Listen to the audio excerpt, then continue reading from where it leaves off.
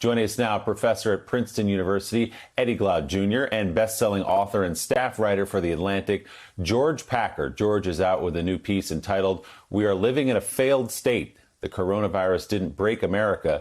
It Revealed What Was Already Broken." George writes this, quote, "When the virus came here, it found a country with serious underlying conditions, and it exploited them ruthlessly. Chronic ills, a corrupt political class, a sclerotic bureaucracy, a heartless economy, a divided and distracted public had gone untreated for years." Good morning to you both. George, I'll start with you right there in that piece. A lot of people have pointed out that this has shined a light on the goodness, the fundamental goodness of the American people, and no question it has. And we've seen that among regular people and the heroes working in our hospitals and on the front lines. But it has also shined a light on our vulnerabilities. Yeah, I mean, I've been as heartened as everyone by the sacrifice and the generosity of ordinary people across the country. And it's also heartening to see that there does seem to be an emerging consensus that is stronger maybe than some of the partisan divisions that we've known for years, that science should be our guide in this. But I can never forget those weeks in March, and they really are continuing now in April, when we looked to our national government for guidance, for instructions, for basic information, and it wasn't there. And it reminded me, we're not a textbook failed state. I've reported from a few failed states, and that's not us. The police are functioning. When you call 911, an ambulance will come. But our national government was in chaos and was dissembling and deceiving us and was unable to provide either information or help when we desperately needed it. And it reminded me a little bit of what it's like for citizens to find that when they look to their national leaders in a crisis, they find that no one's there and they have to make decisions on their own without that guidance. And George, as you know and as you've reported on, there have been many failures of government over the last generation. You can go through the intelligence failures leading up to 9/11, the financial crisis of 2008. We can add Katrina in there as well. So this is not a new problem in the United States, but is there something unique about this particular problem and the way this government has handled it?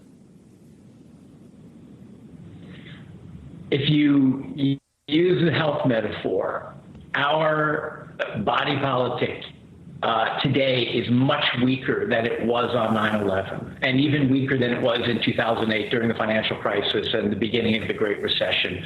We're now more polarized, more divided. Our government has been demoralized by constant attack from within and without. It's been defunded, and our economy in some ways is more unequal now than at any time in the last 40 years when inequality has been a growing problem. So all of those symptoms made us an easy target for coronavirus to really wreak havoc in our society. And so I think what's different now is the virus is more personal, more intimate, and also more broad scale than either the recession or 9/11. And our response is weaker because for years we've allowed these ills to go untreated. And now with leadership in Washington that almost seems at times to be collaborating with the virus.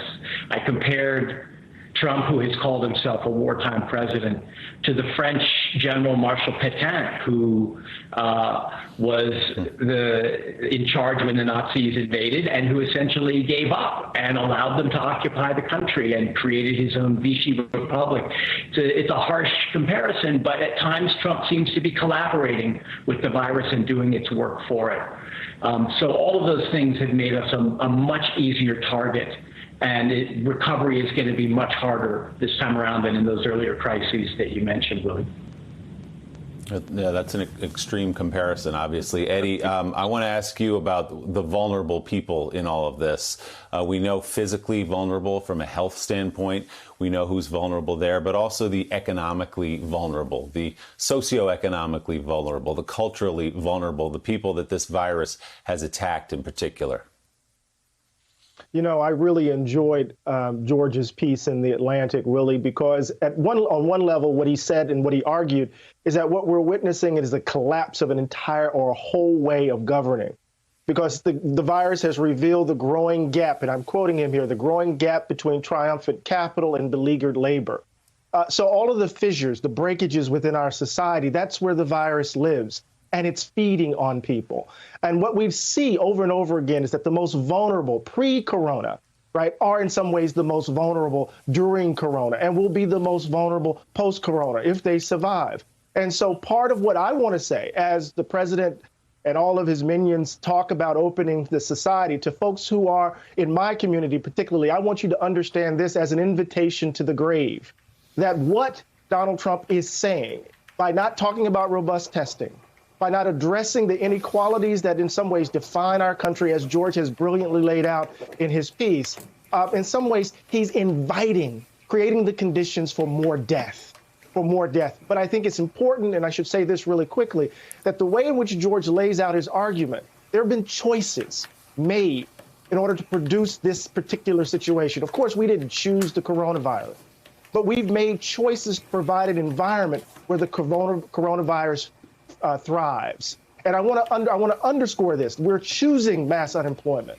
We're choosing not to test at the federal level. We're making choices, and those choices are predicated, in my view, Willie, on a political ideology that is driven in so many ways by just unadulterated greed. And the result is suffering. And we just need to tell the truth about it. We want to thank George Packer with The Atlantic. We'll be reading your latest piece, George. Love to get you back. Your shot, we're having a little trouble with your shot, but please come back because I want to ask you tomorrow or maybe on Monday what I'm about to ask Eddie Glaude. So, Eddie, I understand the New York Times this morning has a piece talking about American exceptionalism in doubt. It reminds me of what happened in 2008 after the crash and all the companies were going down. And Warren Buffett said, you know what? If you bet against the United States of America, you're going to lose every time. He piled a ton of money into companies and made a ton of money.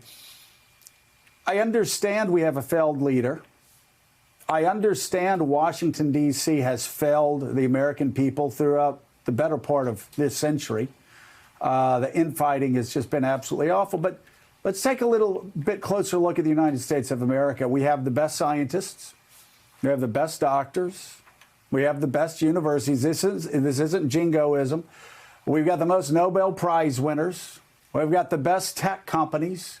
We are still the innovators. We still are the leaders on the cutting edge in just about every area when it comes to science and when it comes to technology, when it comes to all these, which actually makes our failure in this crisis, which makes Washington's failure in this crisis even worse. I will say that one other thing, too. Not only do we have that going for us, Eddie, let's just stop for 1 second. I'd love to get your reaction to the fact that Americans together have been responsible and for the most part have been staying at home, have been socially distancing, have acted responsibly together, and we bent that curve a lot faster than the experts expected, right? And then if you look at the polls that came out over the past week, whether it's the Pew poll or the AP poll, or a lot of these other polls that have come out, the Q poll, Republicans and Democrats alike, they alike believe we need to continue social distancing. We need to continue following the guidelines. We don't need to rush to reopen. There actually is a national consensus. Let me say it again. There is a national consensus among Republicans and Democrats alike, if you look at the polls over this past week, that we need to continue to social distance. We need to be responsible. And when we go back to work, we need to make sure that Americans can do it safely. So is that not, I mean, the fact that only 1 in 10 voters think that we've gone too far, is that not something to look at and say, well, in this case, it's a positive development that this pandemic has brought most Americans together, regardless of ideology? You know, Joe, I think in so many ways the virus has thrown us into a kind of post-ideological moment where we are recognizing the emptiness, in some ways, the contradictions of the previous set of political realities. And so in other words, I'm agreeing with you to a certain extent, but I think there are some underlying realities that we have to confront, and that is the growing inequality. That is that we've seen a serious attack on American higher education institutions. We could talk about that at another time. We could talk about those vulnerable folks who are living in the shadows, where we have seen the erosion of a social safety net. So as great as we may think America is, the underlying fundamentals have in some ways made us vulnerable to the pandemic.